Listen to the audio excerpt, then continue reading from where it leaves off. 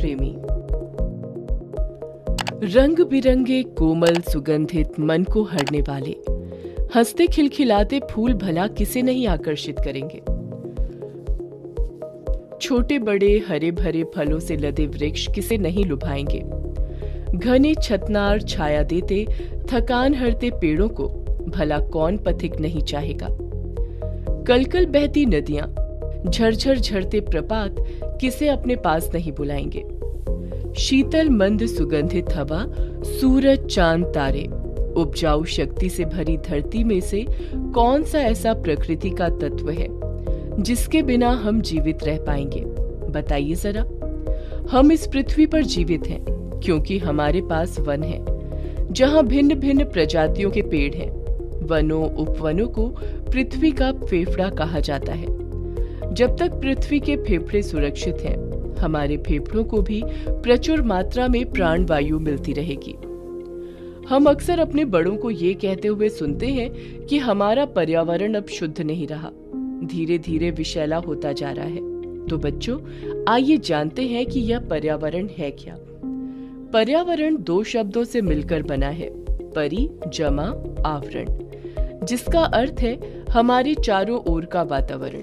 वह वातावरण जिसमें हम रहते हैं, सांस लेते हैं। यह सच है कि हम सब अपनी प्रकृति और पर्यावरण से बहुत प्यार करते हैं। हम यह चाहते हैं कि यह सुरक्षित रहे, किंतु चिंता की बात यह है कि हम इसे बनाए रखने में अपना कोई योगदान नहीं देते, बल्कि दिन रात इसे जाने अनजाने में हानि पहुंचाते हैं। आज के इस विकासशील युग में जहां मशीनों ने अपना वर्चस्व कायम कर लिया है, हमें इनसे होने वाले प्रदूषण को कम करने के लिए स्वयं आगे आना होगा। आइए मिलते हैं ऐसे ही प्रकृति पर्यावरण प्रेमियों से। गौरा देवी। वनों की रक्षा के लिए रैणी गांव, उत्तराखंड की महिलाओं ने गौरा देवी के नेतृत्व में वर्ष 1974 में जिस प्रकार चिपको आंदोलन की शुरुआत की, वह भविष्य में भारत के वनों और वृक्षों की रक्षा के लिए मील का पत्थर सिद्ध हुआ। चिपको वुमेन के नाम से प्रसिद्ध गौरा देवी का जन्म चमोली जिले के सीमांत गांव लाता में 1925 में हुआ था। मात्र 12 वर्ष की आयु में गौरा देवी का विवाह पास के ही रैणी गांव के श्री मेहरबान सिंह के साथ संपन्न हुआ। मेहरबान सिंह मूलतः किसान थे और इसके साथ साथ भेड़ बकरी पालन का व्यवसाय करते थे। शादी के 10 वर्ष बाद ही दुर्भाग्य से मेहरबान सिंह का देहांत हो गया। यह संकट का वह दौर था जब गौरा देवी को अपने बेटे के साथ जीवन यापन करने के लिए बहुत संघर्ष करना पड़ा। इसी संघर्ष के दिनों में वे महिला मंगल दल की अध्यक्ष बनी और सामाजिक कार्यों में सक्रिय रहने लगी।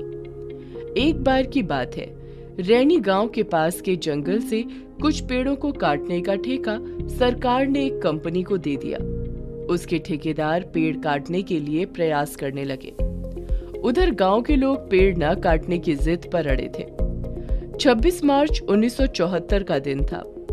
चूंकि ग्रामीण पेड़ काटे जाने का विरोध कर रहे थे, जिलाधिकारी चमोली ने गांव के पुरुषों को जिला मुख्यालय गोपेश्वर बुलाया ताकि उनसे इस संबंध में बातचीत की जा सके। ग्रामीणों के गांव से निकलते ही कंपनी के आदमी जंगल में पेड़ काटने पहुंच गए। गौरा देवी को जब यह पता चला तो वे गांव की महिलाओं के साथ तुरंत जंगल में पहुंच गईं और पेड़ों को काटने का विरोध करने लगी। जब वे न माने तो गौरा देवी के नेतृत्व में भी गांव की महिलाओं ने पेड़ों से चिपक कर कहा, पहले हमें काटो, उसके बाद इन पेड़ों को काटना। हम अपनी जान दे देंगे मगर पेड़ नहीं कटने देंगे। काफी संघर्ष के बाद कंपनी के लोग बिना पेड़ काटे वापस चले गए और जंगल के पेड़ कटने से बच गए। कहा जाता है कि ये घटना बाद में चिपको आंदोलन के रूप में विश्व भर में विख्यात हो गई। इस ऐतिहासिक घटना के बाद आसपास के अनेक क्षेत्रों में वनों को बचाने के लिए आंदोलन होने लगे। इस जागरूकता का प्रभाव यह हुआ कि 1980 में भारत सरकार ने वन संरक्षण अधिनियम बनाया और 15 वर्ष तक हिमालय के पर्वतीय क्षेत्रों में पेड़ों के कटान पर रोक लगाई। गौरा देवी अशिक्षित थीं, परंतु वनों के महत्व की परंपरागत समझ के कारण चिपको आंदोलन की जननी बनी। इस आंदोलन के बाद के वर्षों में भारत में वनों और वृक्षों को संरक्षण देने का काम किया गया और समाज को हरियाली बचाने की ओर प्रेरित किया गया। 4 जुलाई 1991 में 61 वर्ष की आयु में गौरा देवी का निधन हो गया। चिपको आंदोलन के रूप में जो विरासत गौरा देवी ने छोड़ी है, आज की पीढ़ी उस विरासत से प्रेरणा लेकर वृक्षों को बचाने और हरियाली बढ़ाने के लिए पौधारोपण के कार्यक्रम चलाती है। धरती पर जब तक पर्यावरण संरक्षण की बात की जाएगी, गौरा देवी को पर्यावरण योद्धा के रूप में सदैव याद किया जाएगा। चिपको आंदोलन का एक नारा है, क्या है जंगल के उपकार, मिट्टी पानी और बयार, मिट्टी पानी और बयार, जिंदा रहने के आधार। कल्याण सिंह रावत मैती। भारत के साथ साथ विश्व के अनेक देशों में मैती आंदोलन से पर्यावरण के प्रति जागरूकता पैदा करने वाले पद्मश्री कल्याण सिंह रावत जी एक चिंतक और पर्यावरणीय विचारक हैं। श्री कल्याण सिंह जी का जन्म 1 अक्टूबर 1953 को ग्राम बरोली, जिला चमोली, उत्तराखंड में हुआ। रावत जी ने 1977 में गढ़वाल विश्वविद्यालय से वनस्पति विज्ञान में MSc परीक्षा उत्तीर्ण की और राज्य के माध्यमिक शिक्षा विभाग में अध्यापन का कार्य आरंभ किया। कल्याण सिंह जी का बचपन से ही जंगलों से भावनात्मक संबंध रहा। पर्यावरण को बचाने के लिए उन्होंने मैती आंदोलन की आधारशिला रखी। मैती आंदोलन का मूल सूत्र यह है कि विवाह के बाद बेटी जब मायके से विदा होती है तो वह अपने पति के साथ मायके में पौधा लगाती है और उसकी माँ उस पौधे की जिम्मेदारी और देखभाल का संकल्प लेती है। बेटी और मायके के इस भावनात्मक संबंध को उन्होंने पर्यावरण बचाने के लिए प्रयोग किया।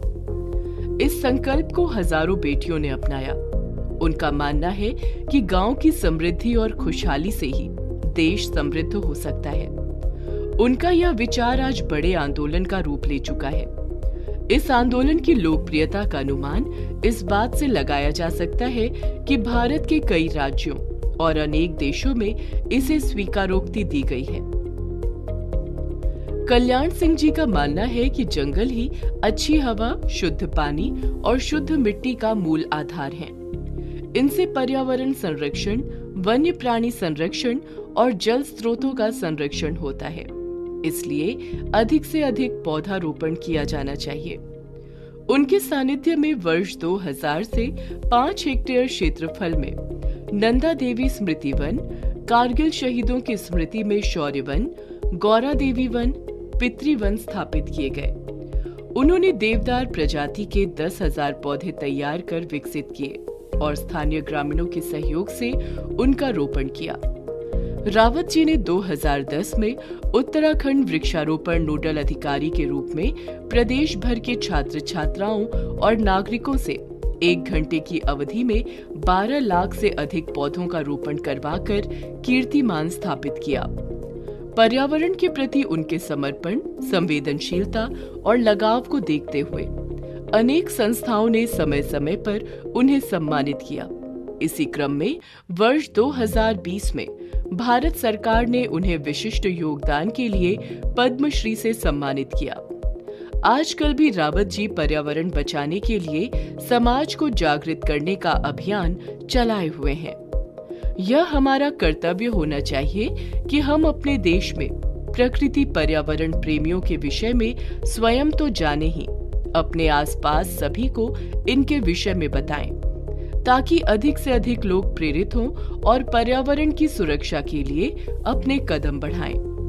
पर्यावरण को सर्वाधिक प्राणवायु देने वाले पेड़ों में सबसे पहले पीपल का नाम आता है। इसे संस्कृत में अश्वत्थ कहते हैं।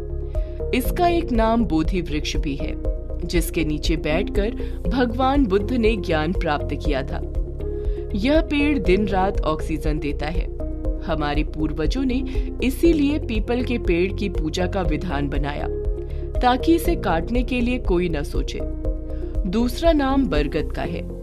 यह हमारा राष्ट्रीय पेड़ भी है। यह पेड़ भी खूब ऑक्सीजन उत्सर्जित करता है। अब आता है नीम का पेड़। यह सदा हरा भरा रहने वाला पेड़ है। यह वातावरण से कार्बन डाइऑक्साइड एवं अन्य विषैली गैसों को सोखकर ऑक्सीजन देता है। इसी प्रकार जामुन, अर्जुन और अशोक के पेड़ों के नाम पर्यावरण मित्र के रूप में लिए जाते हैं।